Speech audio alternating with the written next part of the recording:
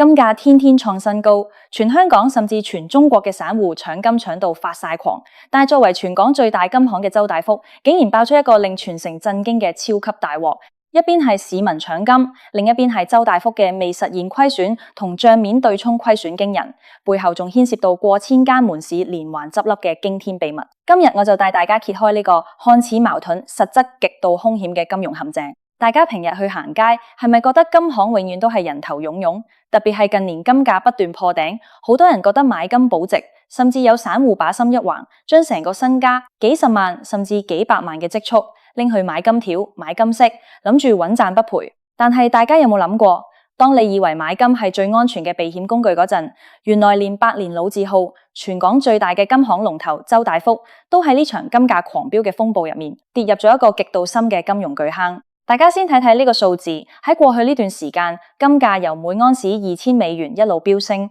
升到$2700甚至更高。但係周大福嘅業績公布出嚟，淨利潤竟然大幅倒退超過40%。更驚人嘅係，因為金價上升，公司喺黃金借貸同相關對沖金融工具上面錄得咗幾十億，甚至傳聞高達62億嘅賬面重估虧損同衍生工具虧損。點解金價越升，賣金嘅金行反而輸得越慘？點解散戶狂買金，周大福卻要喺短短一兩年間喺香港同內地連環關閉，甚至可以講係執笠咗幾百甚至近1000間門市？呢背後到底藏住啲咩？連金融專家都未必會同你講嘅秘密。要搞清楚呢件事，我哋首先要明白一個香港好多普通散戶都唔知道嘅業界操作——黃金借貸，英文叫做 Gold Loans， 或者叫黃金租賃。好多人以為周大福呢啲大型金行櫃台入面擺嗰啲閃靈靈嘅金條、金項鏈，係公司預先用現金買入返嚟，放喺度等升值。如果係咁嘅話，金價升，周大福啲存貨升值，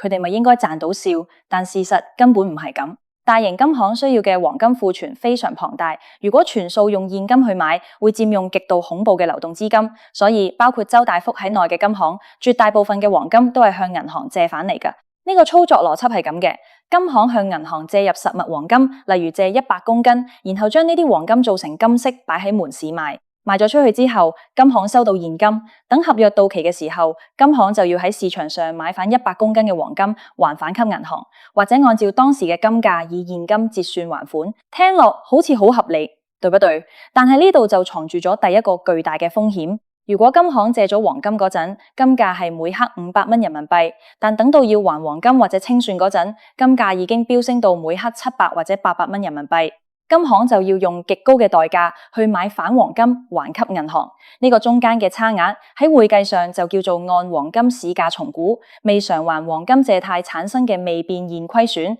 當金價喺短時間內瘋狂暴升，周大福賬面上嘅呢筆黃金借貸虧損就會好似雪球咁越滾越大，幾十億嘅未實現虧損就是這樣來的。有人可能會問，周大福咁大間上市公司，管理層有咁多金融精算師，難道佢哋唔知金價會波動咩？佢哋唔會去做對沖？問得好，周大福確實有去做對沖，而且佢哋用咗大量嘅衍生金融工具去平抑金價波動嘅風險。但係呢個世界最神奇、最毒辣嘅地方就係衍生工具嘅對沖陷阱。金行做對沖嘅原理本來係喺期貨或者衍生工具市場做空黃金。邏輯係，如果金價跌，我實物金飾虧損，期貨空單就賺錢；如果金價升，我實物金飾賺錢，期貨空單就虧損。理論上兩者抵消，可以鎖定利潤。但係喺實際操作入面，這套機制喺面對極端單邊暴升行情嘅時候，就會徹底失靈，甚至演變成災難。因為周大福門市賣出去嘅金飾，好多係按重量加上工本費嚟賣嘅。當金價升得太急，消費者被高金價嚇怕，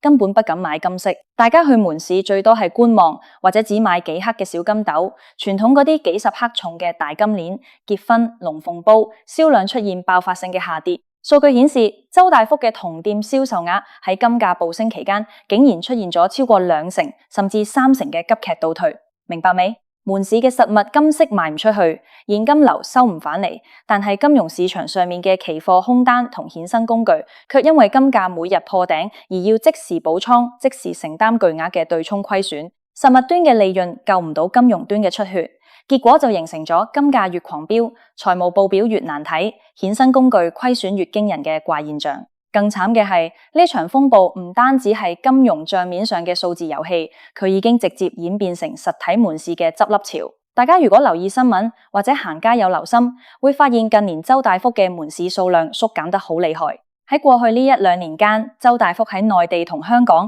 淨關閉嘅門市數量高達幾百間，甚至有數據指喺特定財政年度內，連同加盟店在內，關閉同整合嘅門市接近1000間，相當於每日都有3間周大福門市悄悄地落閘熄燈。點解要咁急切去閉店、去執笠？第一係營運成本嘅致命壓迫。喺香港或者內地1線城市開一間金行，租金係天價，人工係天價，保安同保險費用更加係天價。以前金價平、薄利多銷嘅時候，靠龐大嘅流動量可以撐起昂貴嘅租金。但係當金價升到每克800蚊人民幣以上，消費者出現嚴重嘅畏高症，門市人流雖然有，但係轉化成實際買單嘅比例跌到谷底。當一間門市每日嘅營業額連付租金同員工人工都不夠嘅時候，唔關閉仲可以點？第二係庫存資金嘅積壓，金價越高，擺喺門市展示嘅黃金價值就越高，佔用嘅借貸額度同資金成本就越高。關閉業績唔好的門市，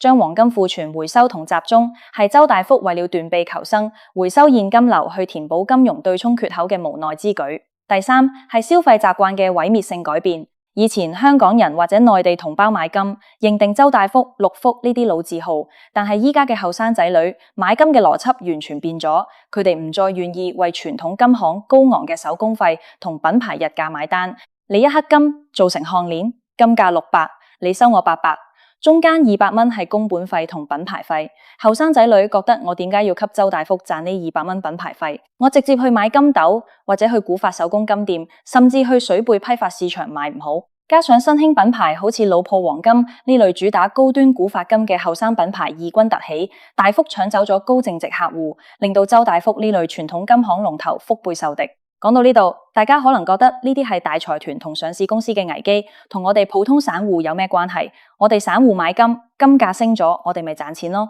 點會賭輸62億？呢度就係我想提醒所有香港朋友、所有散戶嘅最致命金融陷阱。好多散戶喺過去呢2年睇到新聞，天天講金價創新高，地緣政治局勢緊張，各國央行大舉買金，於是產生咗一種極度危險嘅 FOMO 心理，即係 Fear of Missing Out， 害怕錯過嘅心理。大家蜂擁跑去金行買金，有人買金條，有人買金飾，甚至有人去開黃金存摺，買黃金 ETF， 甚至做黃金保證金合約。但係散戶忽略咗3個極度致命嘅細節。第一個細節叫買賣回收差價同工本費陷阱。你今日去周大福或者任何一間金行買金飾，賣出價係每克800，但係當你想買返給金行換現金嘅時候，金行嘅回收價可能得每克600多，中間有接近2成嘅差價。仲有你買嘅時候付咗嘅幾百或者幾千蚊手工費，喺回收嘅時候係完全歸零嘅。金行回收只會稱你嘅黃金重量，根本唔會算你嘅手工費。即係話，如果你買咗金飾，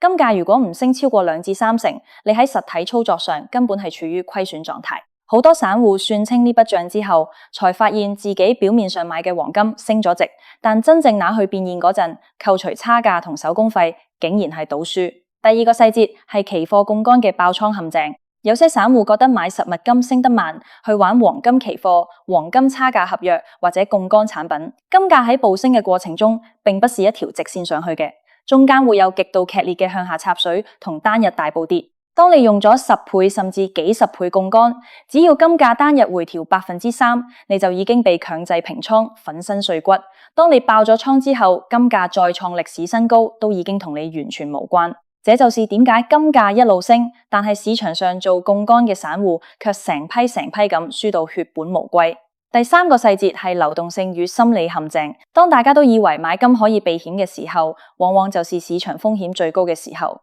歷史無數次證明，當年街市阿伯、屋村阿媽都喺度討論買金可以發達嘅時候，說明市場嘅情緒已經達到極端過熱嘅狀態。周大福呢啲大型金行都要靠關門市、狠庫存去應對風險。你作為一個資訊、資金、技術都處於絕對劣勢嘅普通散戶，你憑咩覺得自己可以喺這場華爾街同國際大鱷博弈嘅黃金風暴入面全身而退？我們回過頭睇睇周大福嘅故事。一間擁有接近100年歷史嘅金行帝國，經歷過無數次經濟風暴，喺這波金價狂飆嘅浪潮入面，都因為黃金借貸嘅會計虧損、衍生工具嘅對沖錯配，以及門市營運成本嘅沉重負擔，而被迫做出大規模關店嘅痛苦決定。這件事給全香港所有人上咗非常震撼嘅一課，千萬唔好盲目相信所謂嘅買金必賺、黃金避險神話。喺金融世界入面，沒有任何一種資產係只升不跌嘅，也沒有任何一種投資係沒有風險嘅。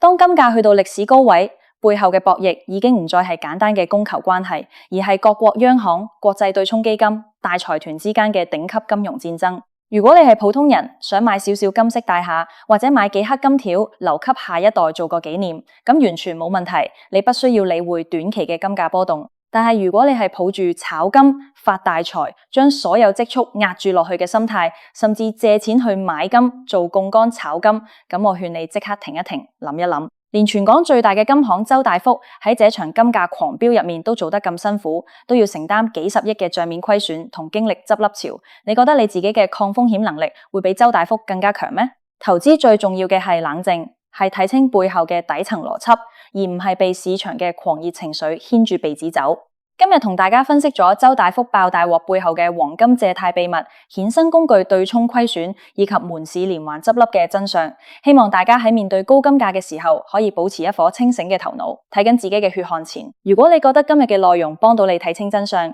記得點讚、分享給身邊想買金或者正在炒金嘅朋友。我們下一集再見。